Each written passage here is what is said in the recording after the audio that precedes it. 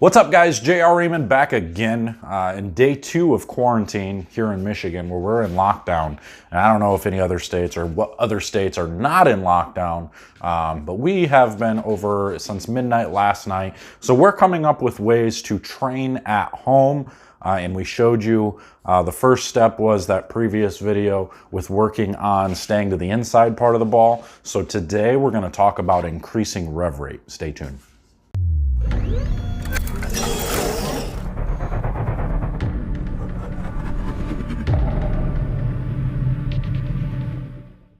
All right, so increasing rev rate, you've seen the other videos that I've done and you've seen me do it with a regular bowling ball. So now I'm gonna show you how to do it with the practice ball that you made out of your styrofoam. And maybe you haven't made it yet, you've ordered one. I know a lot of people have said that they've ordered one offline to be able to get one so that way they can use it and practice at home. And again, I'm gonna go back over this. The reason why I'm talking about using one of these, a practice softball, is because obviously it's really difficult to throw a bowling ball in the house unless you've built some type of contraption, which I have seen them over the last few days.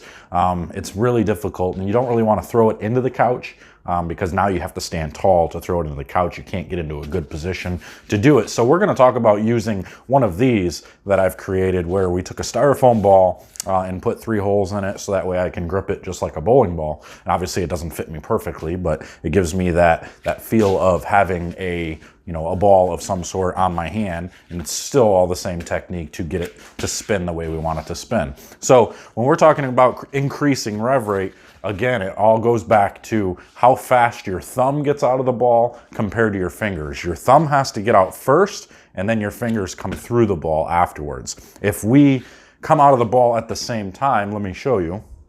If we're getting ready to release the ball and we get out of it at the same time, you get barely any spin. So if I throw it into the wall, now if I release at the same time, fingers and thumb, now you see the ball not spin at all, right? So we can get it to basically not spin when it hits the wall. So what we want to do is we want to make it spin before it hits the wall. And if we just barely get our thumb out before the fingers, we can make it spin just a little bit. You see, now it's spinning forward. I'll show you one more time, spinning forward, just like that. And that's with a firm, not doing anything fancy.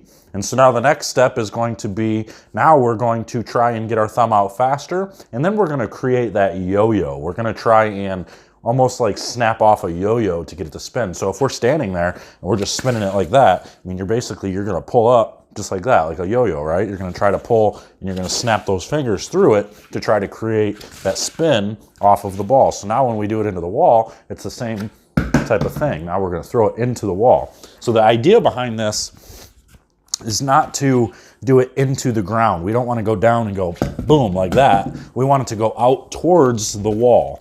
Okay, so we're going to go and try to aim right at the bottom of the wall and do it right there. Okay, just try to hit it at that bottom of the wall and just do it over and over again to where the ball's basically just going out and down. We really don't want it to go up. Okay, we never want it to go up. We want to project the ball out this way. So it's going to be boom, right out into the wall just that way. Boom, right straight through there, okay? So that's how we're gonna do this over and over again. It doesn't have to be a wall. You can do it into the couch, at the bottom of the couch, and do a chair, whatever it is. We're just gonna practice that whole cupping to uncupping release here. So it's gonna be this way and coming straight through it, okay? So it's gonna be doom, boom, down this way. So the thumb comes out, fingers afterwards, right into the wall.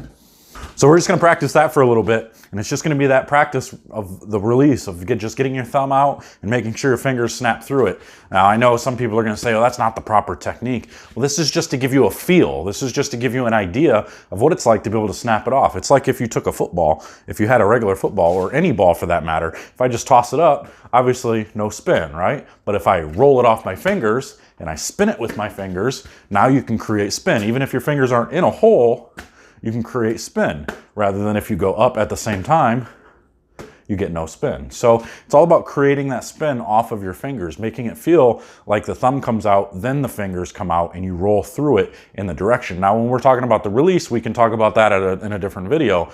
But just for now, let's just try to increase that spin. Once you increase the spin or your rev rate, then we can put your hand into a proper spot to give you the correct ball roll, or to be able to change your ball roll however you want. So I hope this helps. I'll give you something to work on a little bit. Now you can go back, work on keeping your hand to the inside. So let's do both. Let's keep our hand to the inside and create that spin. That's going to give you that extra power, and that's what it's going to be all about at the end of the day. So I hope this helps. Comment below. Let me know if this works for you. If you have other techniques or other things that you try to do for this, just let me know, and we'll talk about it down in the comments below. But otherwise, I'm out of here. We'll see you guys later. Take care.